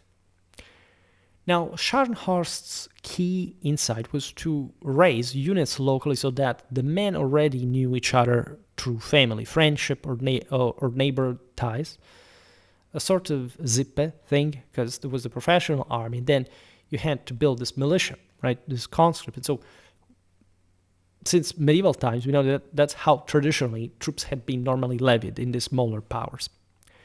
So in order to make up for the depersonalization of conscripted mass levy, the Landwehr would proceed through as such militia to constitute units were properly drawn from specific communities. This had already been the case during modern warfare. Think about, I made an entire video about the Swedish infantry of Gustavus Adolphus. Sweden was, again, a dramatically primitive country at the beginning of the 17th century. In that sense, paradoxically, that helped to raise some troops, and mostly from a local district level, without sort of an encumbering bureaucracy. Everything that happened with French money, telling the truth. But famously enough, the effects were quite important. So this German militia, the Germans had a strong communal localism. This had historically hampered even the process of further unification, right? Germany was, up to the 19th century, still, again, very fragmented, regardless of the gradual compaction of the bigger states. Right, and they still saw, even within these states, as we were saying before, there's still all the different states within this bigger state, like today. That's why allowing, for example, the militiamen to elect their own officers on the basis of civilian reputation and trust was quite relevant. It was just like an old militia in medieval times, and even before those. Now, uncertainty leads to desertion, though, because this is still a mass levy, so you can't have such good forces from militia, right? And yet you have to integrate them. Here it's not like the militia of the minutemen in a colonial frontier, in a wild sort of North American hinterland with guerrilla and so on. Europe is much thicker. It's happening all at this point with Napoleon. You have entire nations sweeping over others, like it had happened with the same Prussia. So this was the big war, and that required big mobilization, as we've seen also in the videos about the U.S. Army throughout the U.S. Civil War. The Europeans regarded, in fact, those forces here, it had just barely happened, as sort of amateur, also because the American army was very small for obvious reasons that are primarily political but also strategical, given that America won its independence. The United States, therefore, very jealous of their own autonomies as well, initially opposed like the creation of a bigger federal army. And up to the Civil War, they essentially wouldn't have even the means properly to form one, right? It's only truly in the 20th century that America starts becoming a massive power. Now, regular Prussian officers welcomed the Landwehr as a valuable extra trained reserve. This had been the same identical thing in the French army, right? Of course, the royal officers had not been particularly happy with what had happened with the revolution, but given that they had now to go at war against the enemy of the same, and they were called by the same France to do so, made videos about the demi-column, there was probably a different way these guys fought, tactically speaking. The royal forces held the line. It was more difficult to do because it required very intense training in linear formation, and then the militia levies would essentially be injected, deployed as columns behind to fill the gaps of the lines, as musketry fire was diluting them, rarefying them, just to make an example. Civilian authorities and local landowners, however, in Prussia were far less enthusiastic about the Landwehr, because, as we explained in the beginning, it's not like average people, regardless of their hatred for the French, for example, that will also inform sort of particular mentality and sort of nationalism, patriotism. We've seen it with Stebe, for example. We've seen it for also other great generals that later were schooled by the generation of Sharnhorse and Clausewitz. We're not happy, at least the commoners were not glad to be forcefully conscripted. It was really alien to their culture, to their liberties, to the previous governments. The entire world had changed. It seemed like the apocalypse had come, but these elements of society literally didn't get it. They had to participate to something bigger to survive as a people. Periodic exercise repeatedly removed workers from fields and workshops. You understand why in a still largely agrarian society, especially like in Northeast Germany, going at war, having to just train yourself in the expectation of that, subtracted energies, resources from already meager peasant income. The same goes for businessmen. Like they were imposed. This is a big tax, right? Even though it was just militia, it still cost. And most alarming of all, ordinary peasants and employees were being armed and taught to use weapons, which the same local burgmeisters and other elements of the higher society looked upon with sort of suspicion, with dread. We've seen this paradoxicals in German history had happened in the 16th century with the Landsknechten. And eventually the system collapsed. Their own union were so corrupt at the end of the century that everything melted away. But these things had been attempted because of the routine attempts of Germany to try to modernize, to catch up with Western Europe that was historically more power concentrated, more military performing. Now, King Frederick William III himself doubted the militia's reliability and expected mass failure to report if called up. It was a massive gamble. Right. The sovereign was therefore stunned when in 1813, after Napoleon's catastrophic Russian campaign and the renewed outbreak of war, the Landwehr managed in a very short time to form no fewer than 149 infantry battalions, 113 cavalry squadrons, practically doubling the regular army's strength. Badly equipped, poorly supplied, and minimally trained, the new units nevertheless suffered heavy desertions. Many battalions shrank so drastically that they had to be merged with regular formations before seeing combat.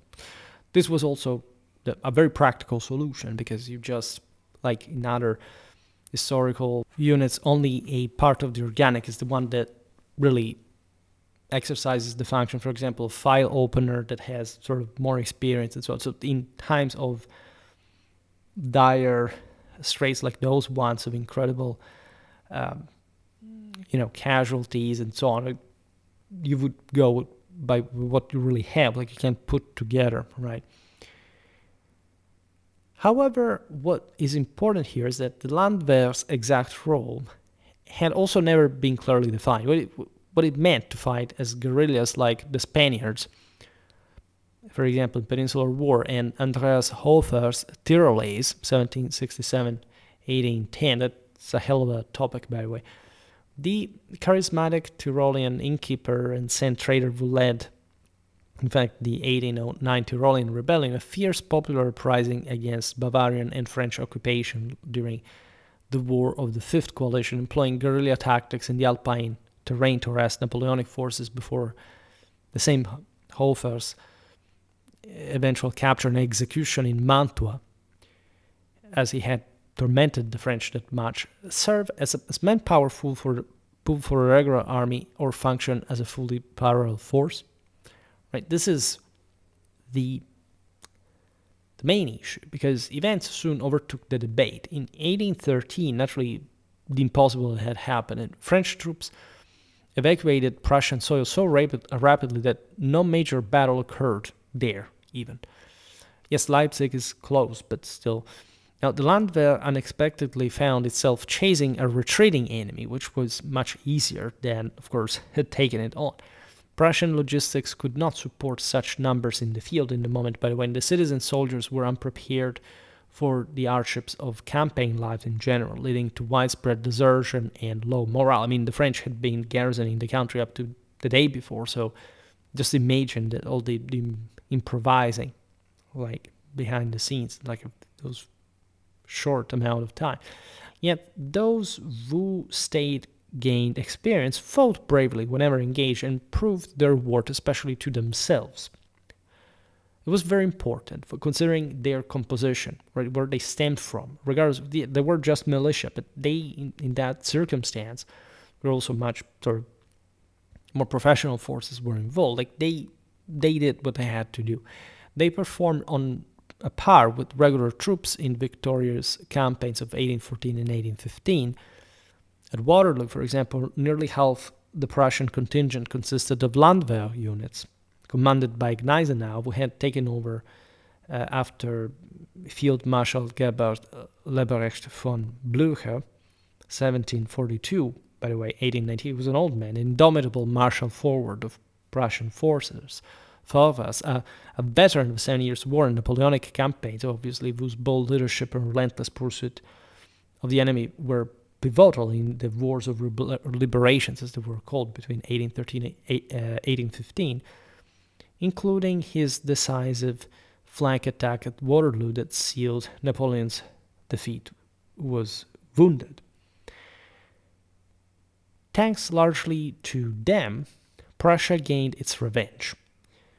So the reformed Prussian army became an international model, and national defense was established as an indispensable civic obligation. The army in Prussia had transformed the same society. Napoleon's 1806 victory compelled the Prussians to abandon their status as a socially archaic country ruled by rigid absolutism that still retained strong medieval features.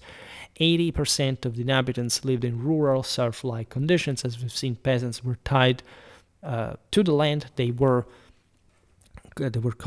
cultivated, which they could never own, by the way, and needed their lord's permission even to marry. I don't know if you realize what this means, that up to the 19th century, Germany was essentially a feudal medieval country, right? This is something that you must understand whenever you look at peoples historically, and you have to ask yourself, but what is the actual background of them? Is it the internet has liberalized such an overwhelming amount of garbage about how people see each other that only the superficial aspects, and also often made up ones, seem to emerge. But you realize what it means for a people. Just 200 years ago was, generally speaking, just, serfdom, right? And we have seen, by the way, that this was a deeply entrenched thing since the Middle Ages, properly, and especially in the German case, to become what it became during the 19th and the 20th century up to now. It's an incredibly important thing, anthropologically, culturally. It explains so much. It can't be left behind.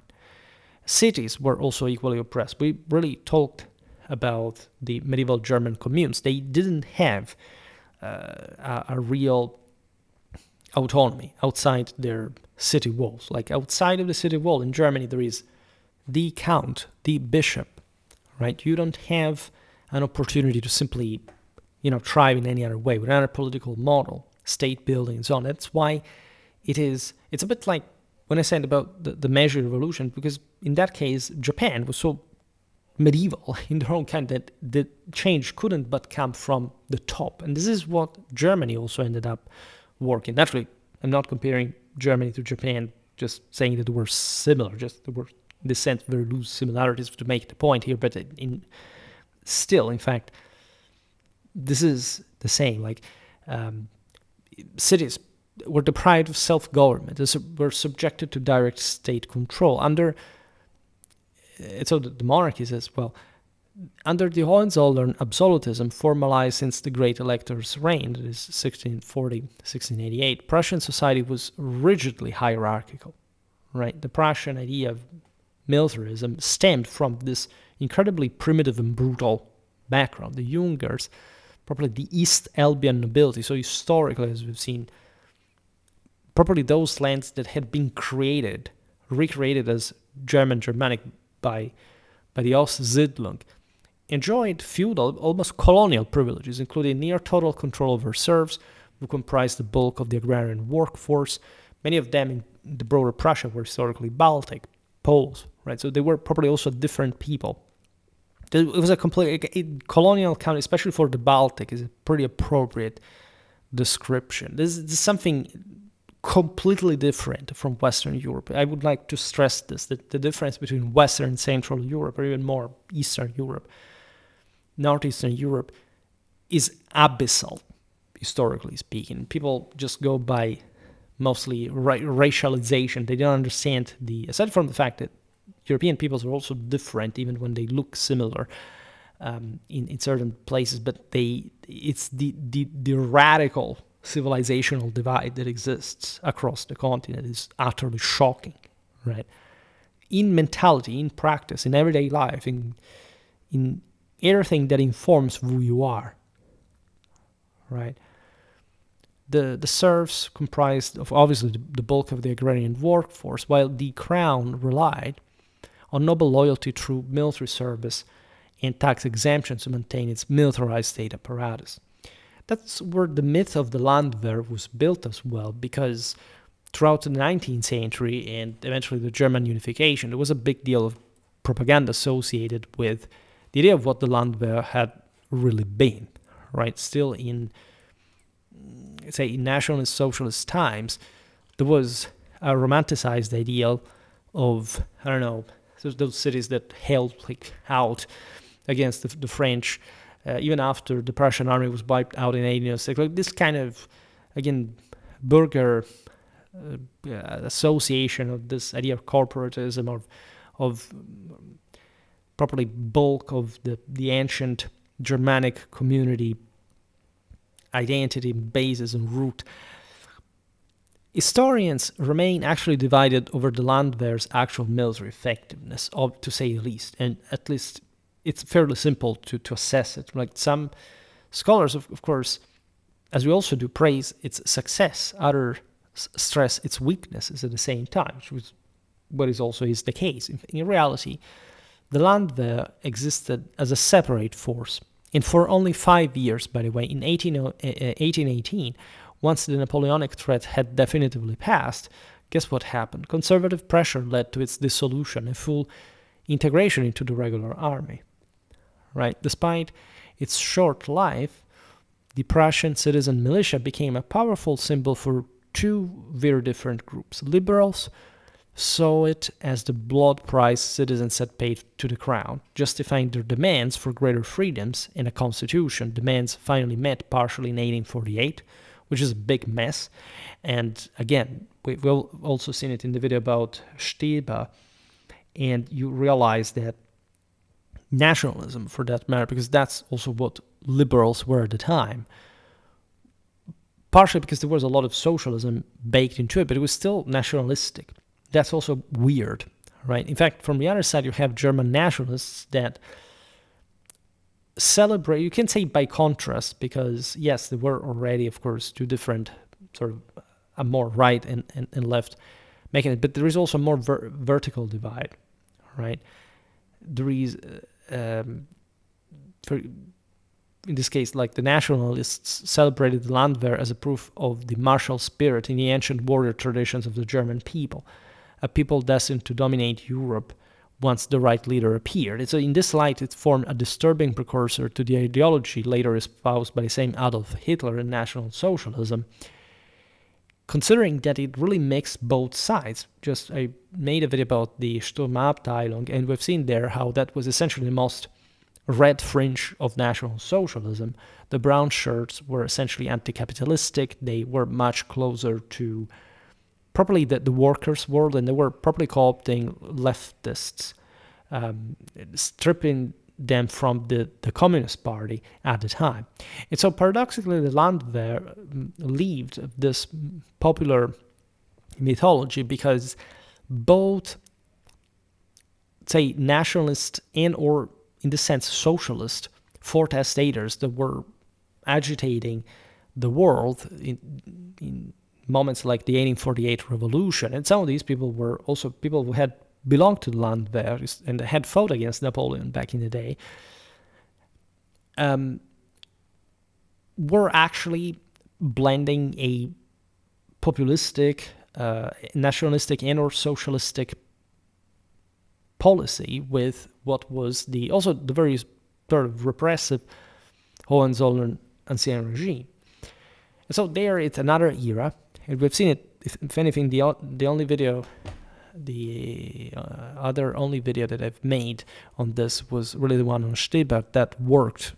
As you know, he was the father of modern secret services. He worked for the Hohenzollern to actually also to manipulate, sometimes also for his own gains, at least apparently, these mobs, right, in an anti-regime thing. But remember that the same nationalists at the time were essentially leftistic terrorists. And so also what today is, like it's something unbelievably way more leftistic than even what that was. And people today think that is right-wing.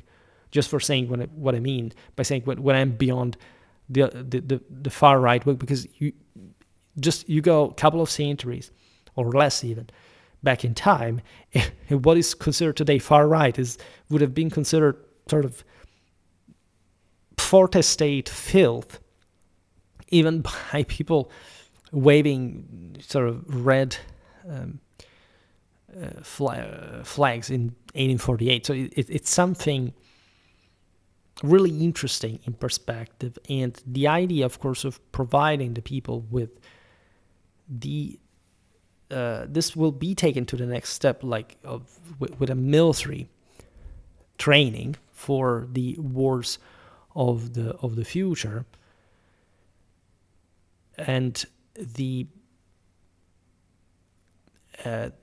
evolution, of course, of the German army was with something way more powerful, say later times, is in this sense a really necessary step for understanding how not just that build up happened, but also how the mentality really occurred. So I presume, again, that there is a particularly important sort of background and relevance to this Landwehr system that we will surely see more and better in action in other videos, but that I thought I needed to introduce, because even though the premise was even broader, at least this is what we're discussing today, and it helps us to provide also some background for talking more about von Clausewitz, Scharnhorst, Gneisenau, and so on. In all this, in the optic, again, of new content, 19th century warfare that is quite needed, especially in the understanding of the German model and its exceptionalism that explains much of what you see also in the later 19th and in the 20th century. For today, however, I stop it here. I just hope that you enjoyed this video. If you did, please share it. Otherwise, leave a like or subscribe to my channel if you're interested in my upcoming content. As always, I thank you heartily for listening to me. I wish you a nice time and see you next time. Bye.